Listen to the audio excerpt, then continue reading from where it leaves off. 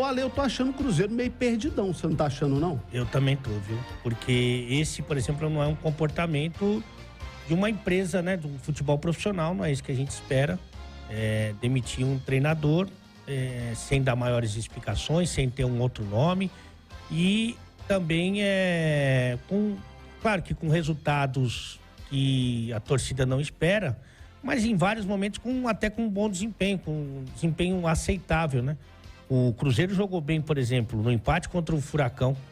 Ele jogou bem no empate no Mineirão contra o Botafogo. Jogou bem contra o Palmeiras no Allianz Parque, tomou um gol nos acréscimos. E jogou bem contra o Corinthians, também no Mineirão, tomou o gol de empate no finzinho do jogo. Então, assim, se for para analisar resultado, não precisa da SAF. Ganhou, continua. Perdeu, tá fora. Não precisa do futebol profissional. E aí realmente fica uma dúvida. Eu tô tentando apurar, né, João, para saber o que aconteceu. A única informação que eu obtive foi de que o Pepa perdeu o vestiário, talvez ali no jogo contra o Grêmio, que foi realmente um jogo muito ruim do time, né? Mas não é a impressão que eu tenho. Por isso que eu tô esperando o pronunciamento oficial da diretoria. Eu acho que o pior é isso. Pepa pode ter perdido o vestiário, Pepa pode ter perdido a confiança da diretoria. Normal, isso faz parte do futebol. O Cruzeiro não era obrigado a continuar com o Pepa eternamente. O Cruzeiro tem o direito de trocar o Pepa. Claro. O Pepa era um funcionário do Cruzeiro. A direção do Cruzeiro pode trocar o Gabriel Lima, dele para baixo, pode trocar quem quiser. E o Ronaldo pode trocar, inclusive, o Gabriel Lima. Isso é parte de qualquer empresa, não tem nada demais. Isso. Pessoas chegam, pessoas saem da empresa. O que me assusta é um clube do tamanho do Cruzeiro tá completando uma semana.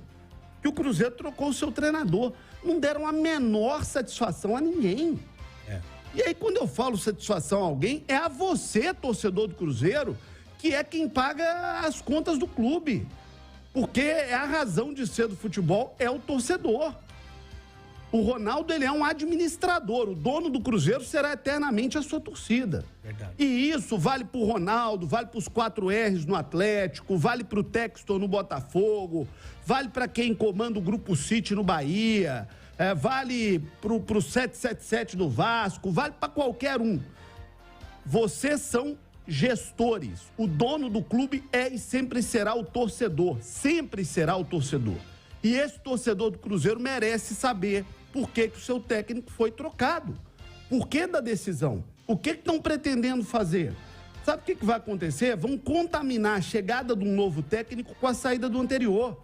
Porque quando chegar a entrevista coletiva para apresentar o novo técnico, a primeira pergunta vai ser: por que a opção fulano? E a segunda vai ser: por que saiu Beltrano?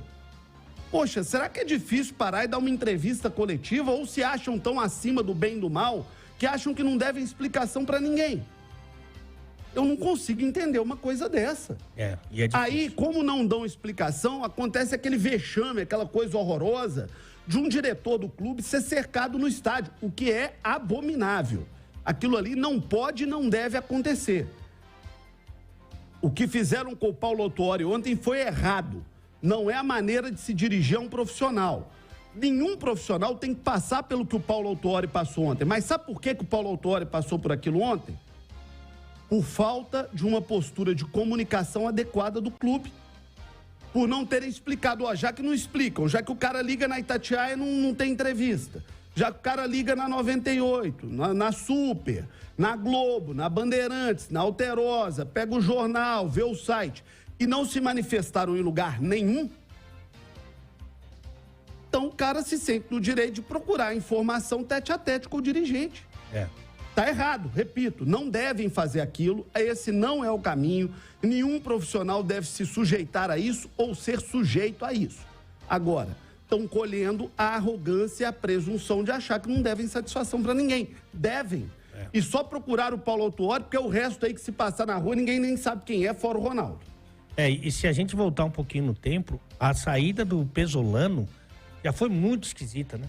Ele anunciou no vestiário do Independência, depois de perder a vaga para a final do Campeonato Mineiro pro América, aliás, perdeu os 2 jogos. E que a Itatiaia anunciou no intervalo do jogo que ele já ia sair, o Rubinho. O Rubens falou. E também foi muito esquisita, não tinha ninguém ali para se manifestar em nome do clube. Ele falou e se enrolou, falou que queria descansar, depois, na semana seguinte, já estava em outro time do grupo. E que agora já tá caindo lá, tá caindo, bobear, né? é. Será que estão esperando ele cair lá para voltar com ele para cá? Sei lá, eu sei que eu esperava um comportamento mais profissional e vou esperar também, evidentemente, a versão oficial para saber se a gente consegue desvendar esse mistério, porque é muito normal um clube administrado sem ser profissional, o cara perder 7 jogos e vai embora. Isso é normal.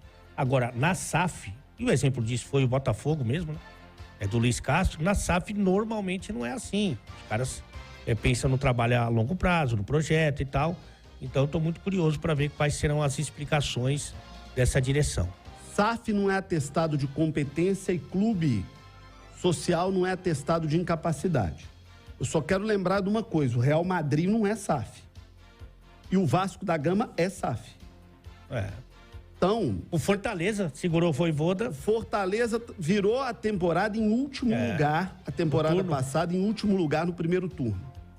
Seguraram o Vojvoda e o time se classificou para a Copa Sul-Americana e tá aí agora na semifinal. Na verdade, se classificou para Libertadores, depois foi para a Sul-Americana. Exatamente, chegou na Libertadores, foi até mais longe, depois como foi eliminado, foi para a Sul-Americana. E tá aí na semifinal brigando pelo título da Sul-Americana. Né? E tá bem no Brasileiro.